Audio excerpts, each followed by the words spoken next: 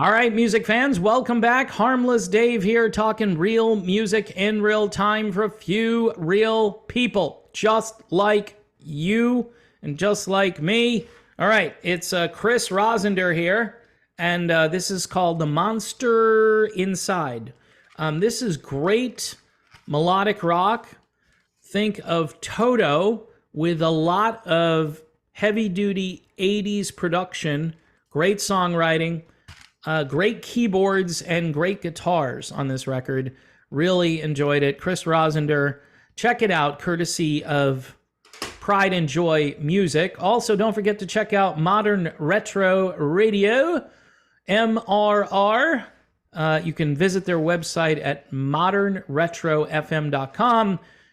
Make it the soundtrack for your weekend coming up. I'm thinking you're going to like it.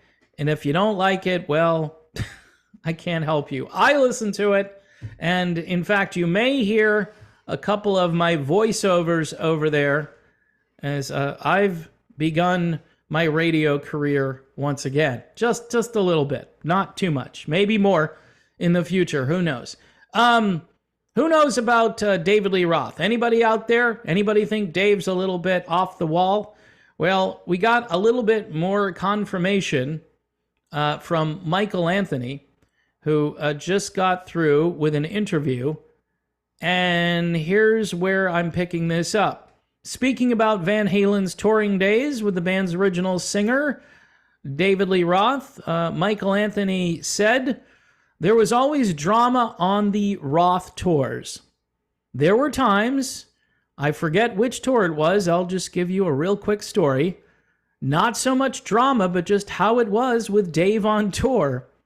We were staying somewhere in the Midwest, and Dave, after this, we all kind of came to the conclusion that he was bipolar, because he would be great, and then all of a sudden, he would just kind of freak out or whatever. And one night, we had a night off, and everybody was doing whatever we were doing. It was like around midnight, 1 in the morning, and everyone was pretty much back at the hotel. And I hear all this commotion out in the hall and pounding and screaming, and I'm going, what the heck is going on? So I put my shorts on and I go walking down the hall, and our security guys have got Roth in a straitjacket. Wow. Now, get this. He says, our security guys carried a straitjacket on tour. He says, I won't get into that part of it, but they used to carry a straitjacket on tour, and Roth was just like screaming naked, sitting in one of our security guys' rooms wearing this straitjacket. All right, so a little bit of a bombshell here from Michael Anthony. Number one, Dave in a straitjacket, Dave naked in a straitjacket, and number two, why would they have a straitjacket on tour? Do you know of any other bands? I mean, there have been some crazy bands. Ozzy Osbourne. Did they bring a straitjacket for Ozzy? I haven't heard that they did that. So they must have known something was a little bit off about David Lee Roth a long time ago.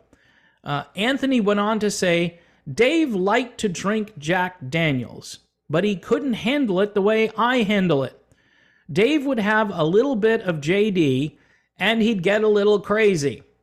And I guess they found him wandering around outside, again, naked, and this was just 1 out of 7 nights a week being on tour. So, apparently, Dave, if you're going to give him alcohol, stand back, because things are going to get a little bit crazy. But the straitjacket thing, that's like pretty serious, isn't it? I mean, this must have been an issue for quite some time if the road crew, security, has a straitjacket ready for David Lee Roth. And my guess is Michael Anthony probably knows more than he's saying here, just because this had to be a thing longer than this one instance. I'm sure some of the roadies and some of the security team could probably write a book about what went on behind the scenes with David Lee Roth and Van Halen. So, yeah, that's kind of the story here. David Lee Roth in a straitjacket, not super surprising, but even a little bit out there for Dave. So that explains a lot, right? And maybe that's why there's no Van Halen reunion, because maybe nobody wants to have the responsibility of having to deploy a straitjacket at any given moment. Not sure if Dave is still in that place where he might need a straitjacket, but when you listen to David Lee Roth talk, you kind of know that something is just different. Something is different about this guy. He's not quite like everybody else. You know, my goal in life would be, or one of the goals. I have several goals. One, to kind of actually earn some revenue here on YouTube. The other goal is to see David Lee Roth and Ted Nugent, like having a debate about anything, like going back and forth, like one insane stream of consciousness over here, that would be Roth, and one coherent, brilliant stream of consciousness over here, that would be Ted Nugent, and have them just battle it out. And I mean, you could charge money and people would listen to that. I mean, the Roth Nugent podcast, it would be a huge hit. And they could talk about sports and politics and hunting and whatever else, you know, stream of consciousness, you know, what is it? Truth, logic, and common sense with Ted Nugent and David Lee Roth. Insanity, craziness, and straitjackets with David Lee Roth.